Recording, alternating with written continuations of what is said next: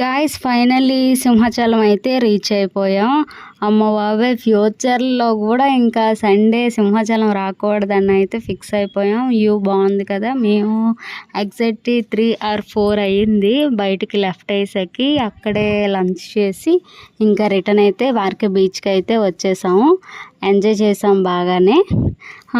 RK beach కొంచెం night అయిపోయింది కదా, అంతగా ఎక్కువ ఎంజాయ్ చేయలేకపోయాం. కొంతసేపే ఉన్నాము. మా చెల్లెలు మాత్రం చాలా ఎగ్జైట్మెంట్గా ఫీల్ అయ్యారు అనమాట. చూడండి,